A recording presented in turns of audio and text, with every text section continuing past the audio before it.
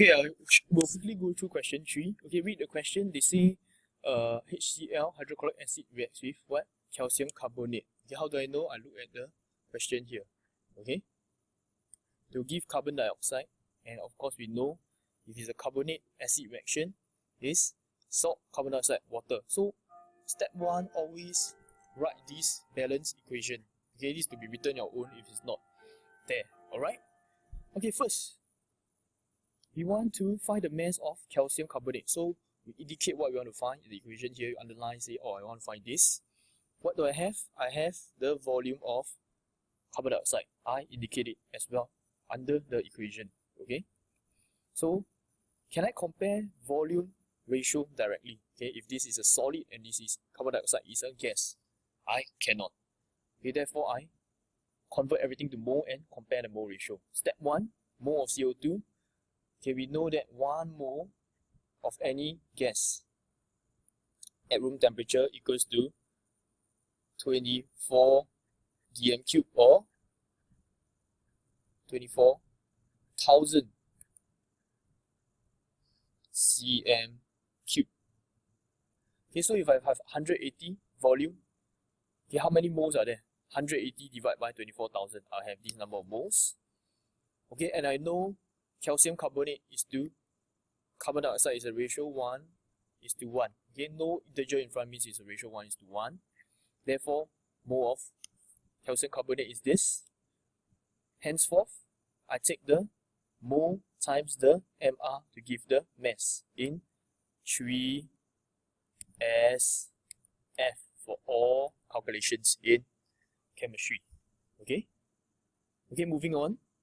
Okay, I have to read question 4. Question 4 is a different question. Okay, I have so I always highlight the keywords. 100 cm cube of ethane gas.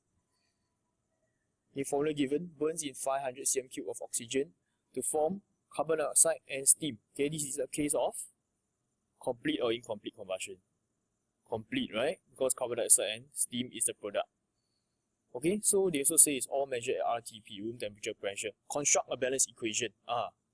Okay, so I know that my reactants, ethane react with oxygen to give carbon dioxide and water. So I balance the integers in front. Okay. Alright, so now what happens? I indicate the substance, the amount I have. Okay, so I underline 100 cm cube, 500. Okay. And the question says find the mass of CO2. So I indicate as well. Question mark. I do not know it. I indicate. So I'm clear. Okay. Question now. Can I compare the volume directly? Yes, I can. Why? Because all of these are gases.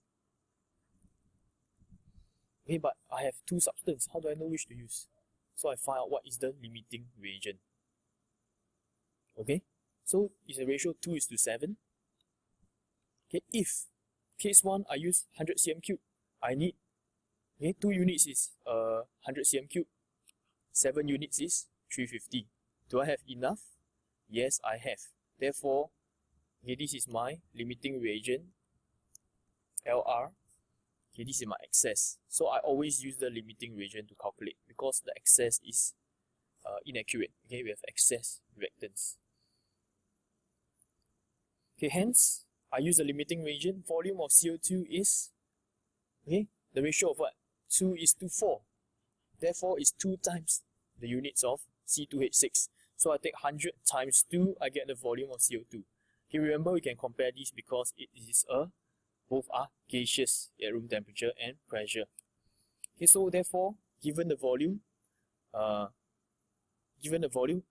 find the mole by taking 200 divided by 24,000. Why again? Recall, okay, 1 mole of gas is equals to 24,000 cm cube.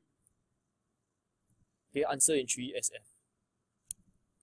Okay, finally they ask, what is the total volume of gas remaining at the end? Okay. Okay, let's look. So initially I have this.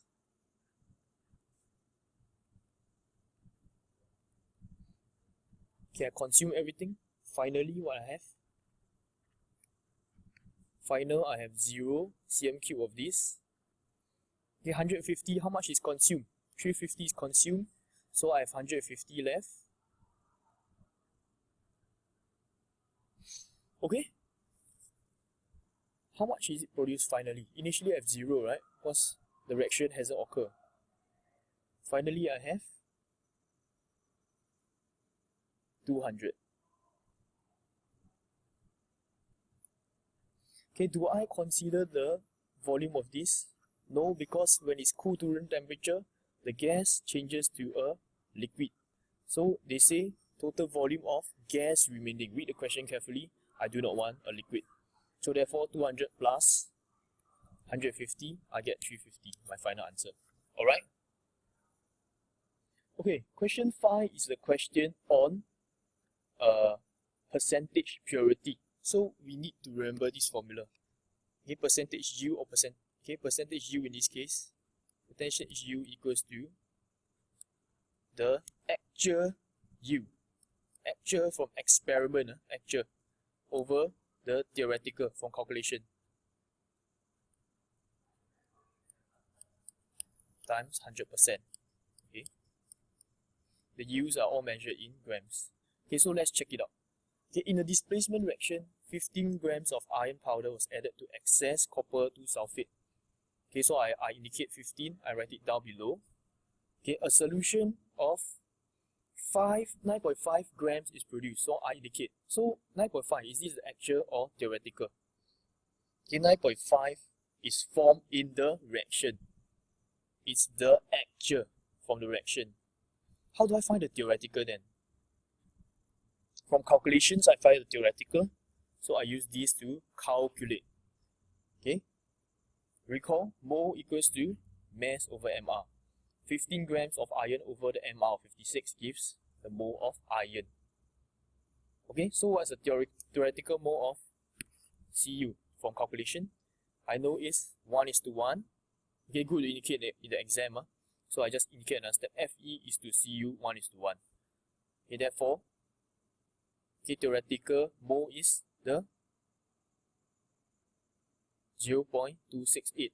Okay, so theoretical mass. Okay, mass, theoretical mass is the mole times mR of copper, which gives this.